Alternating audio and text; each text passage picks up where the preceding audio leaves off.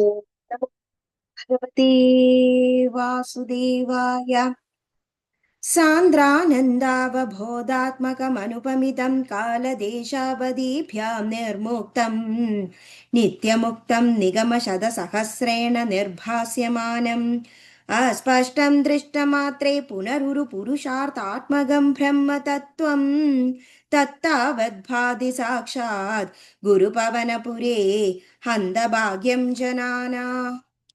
नम्राणां सन्निधत्ते सततमपि पुरस्तैरनभ्यर्थितानपि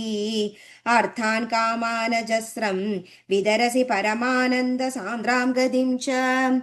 इत्थं निशेषलभ्यो निरवधि फलपारिजातो हरे त्वं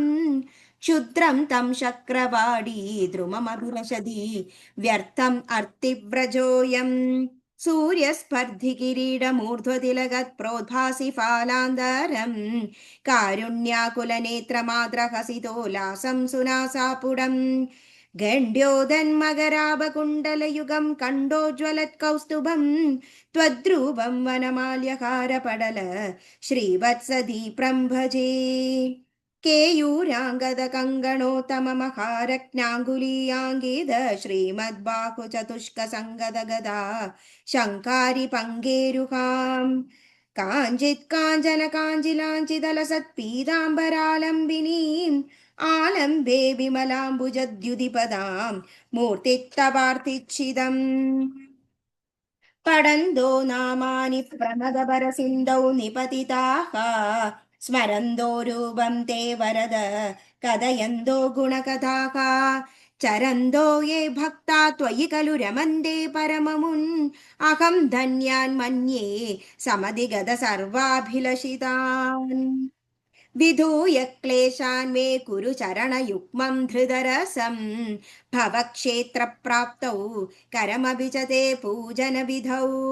भवन्मूर्त्यालोके नयनम् अधते पादतुलसी परिक्राणे घ्राणं श्रवणमपि ते चारुचरिते श्रीहरे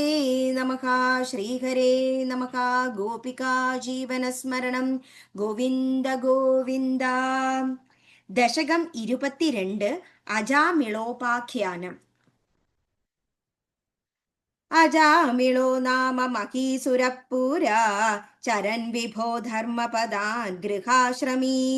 ഗുരോർഗിരാകാനനമേത്യ ദൃഷ്ടവാൻ സുദൃഷ്ടശീലാം കുലടാമദാകുലാം സ്വതഃപ്രശാന്തോപി തദാ ഹൃദാശയഃ സ്വധർമ്മമുത്സൃജ്യതയാ സമാരമൻ അധർമ്മകാരി ദശമീ ഭവൻ പുനഃ ദദൗ ഭവന്നാമയുതേ സുതേരതിം സമൃത്യുകാലേ യമരാജകിങ്കരാൻ ഭയങ്കരാം സ്ത്രീനഭിലക്ഷയൻ ഭിയാം പുരാമനാക്ത്വത്സ്മൃതി വാസനാഫലാത് ജുഹാവ നാരായണ നാമകം സുതം ദുരാശയസ്യാപി തദാ ത്വനിർഗതത്വദീയ നാമാക്ഷരമാത്രവൈഭവാത് പുരോഭിപേത്തുർഭവദീയ പാർഷദാः ചതുർഭുജാ പീതപടാ മനോഹരാः അമൂഞ്ച സംഭാഷ്യ വികർഷദോ ബാഡാൻ വിമുഞ്ചതേത്യാരുരുദുർബലാദമീ നിവാരിതാസ്തേ ച ഭവജ്ജനൈസ്തദാ തദീയ പാപം നിഖിലം നവേദയൻ ഭവന്തു പാപാനി കഥം തു നിഷ്കൃതേ കൃതേപി ഭോ ദണ്ഡ നമസ്തി പണ്ഡിതാഃ ന നിഷ്കൃതി കിം വിദിതാ ഭവാദൃശാം ഇതി പ്രഭോ ത്വത്പുരുഷാ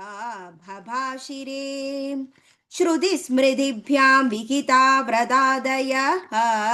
പുനന്തി പാവം ന ലുനന്തി വാസനാം അനന്തസേവാതോ നികൃന്ദതി ദ്വയീം ഇതി പ്രഭോ ത്വത്പുരുഷാ ഭഭാഷിരേ അനേന ഭോ ജന്മ സഹസ്രകോടിഭിः കൃതേഷു പാപേഷ്വപി നിഷ്കൃതി കൃതാഃ യദഗ്രഹീ നാമ ഭയാകുലോ ഹരേഃ ഇതി പ്രഭോ ത്വത്പുരുഷാ ഭഭാഷിരേ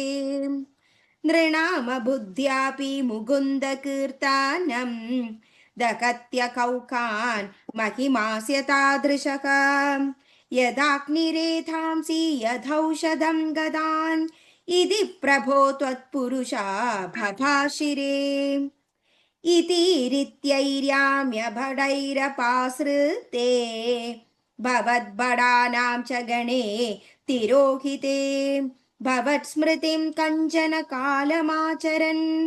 भवत्पदं प्राभिभवद्भटैरसौ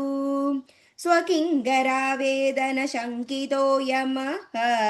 त्वदङ्घ्रिभक्तेषु न गम्यतामिति स्वकीयभृत्या न शिशिक्षदुच्चकैः सदेव वादालयनाद पाहि माम् श्रीहरे नमः श्रीहरे नमः